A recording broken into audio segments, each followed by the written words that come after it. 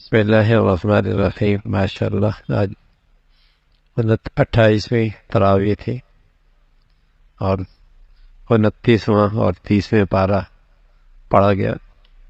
29 کا پورا پارہ پڑھا گیا۔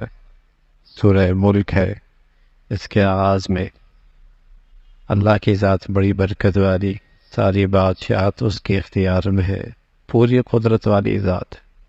اس ذات نے زندگی اور موت پیدا فرمائی ہے۔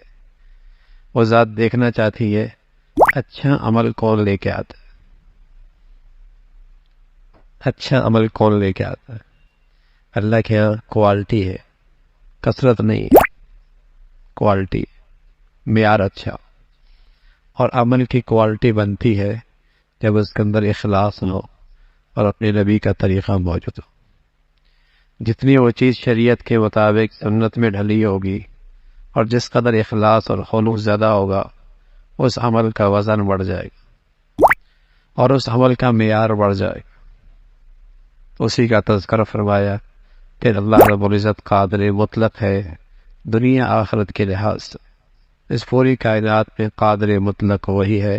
آسمان کا منظر دیکھو، بار بار دیکھو، کئی پھٹن اس چھت پہ بھی نظر آ رہی ہے، کچھ نہیں ملے گا۔ یہ اسی کی ذات ہے، اسی کی قدرت ہے، سب کچھ سنتا ہے، سب کچھ دیکھتا ہے۔ بدعملی کرنے والے کیسے اللہ کی پکڑ سے بے خوف ہو چکے ہیں، کیسے بے خوف۔ ایک دن آنے والا ہے جس دن اللہ بدعمالیوں پہ سزا دیں گے۔ کفار کہا کرتے تھے وعدہ کب پورا ہوگا، اگر ہم نافرمانے تو سزا کیوں نہیں ہوتی؟ فرمایا اللہ کے پاس وقت ہے۔ پھر اسی کی قدرت فرمائی کہ پانی جو زندگی کی ابتدا اور بقا کا سامان ہے، اور وہی پانی اللہ زمین کے اندر جذب کر دے تو کون ہے اس پانی کو لے کے آنے والا؟ ہر چیز کا وجود اور بقا پانی سے ہے، اور وہ ذات اس پانی ہی کو زمین کے اندر گم کر دے، کون لے کے آئے گا؟ ایک نادان گستاخ بے ادب کہنے لگا میں کنواں کھودوں گا، پانی نکال لوں گا۔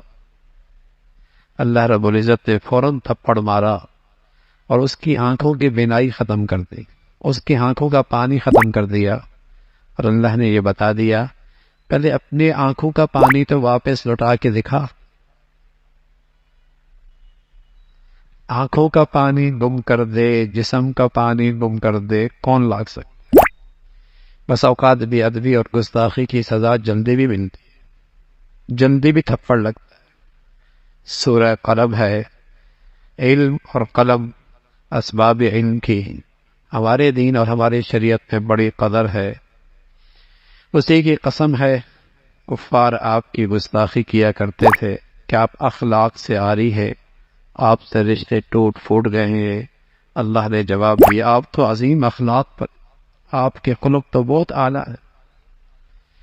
اور ہمیشہ اس قسم کی باتیں کرنے والے کمینے لوگ ہوتے ہیں، جن کی نسلیں بھی مشکوک ہوتی ہیں، جن کی نسلیں بھی مشکل ہوتی ہیں، گرے ہوئے لوگ ہوتے ہیں، غیبت کرنے والے ہوتے ہیں، اور مال و دولت کی کثرت نے ان کو غفلت میں ڈال رکھا ہے، تکبر میں مبتلا کر رکھا ہے۔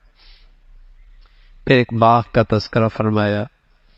ایک کاشتکار باپ کا، ایک کاشتکار کھیت پہ کام کرنے والا ایک کاشتکار بڑا سخی ہے خرچ کرنے، لیکن اولاد بڑی بخیل، اولاد بڑی بخیل۔ باپ بڑا سخی دل تھا، اولاد بخیل آئی اور سمجھا کہ باپ تو ایسے ہی خرچ کر دیا کرتا تھا سارا مال، ہم کسی کو بھی نہیں دیں گے۔ اس خیال سے اور غلط جذبے کے ساتھ رات گزار رہے تھے، اللہ کی طرف سے آفت آئی، سارا باغ کا ملیے میٹ ہو گیا، نشان ہی مٹ گیا، نشان ہی مٹ گیا۔ اللہ کی پکڑ بڑی سخت ہے۔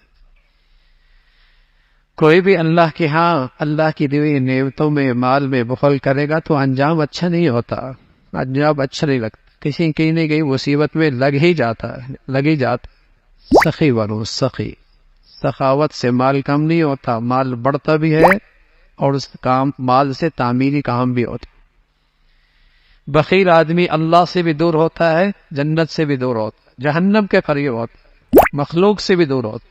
اور سخی آدمی اللہ کا بھی پیارا، مخلوق کا بھی پیارا، جنت کے بھی قریب۔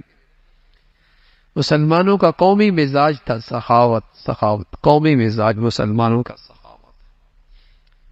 پھر حضرت نوح علیہ السلام، حضرت یونس علیہ السلام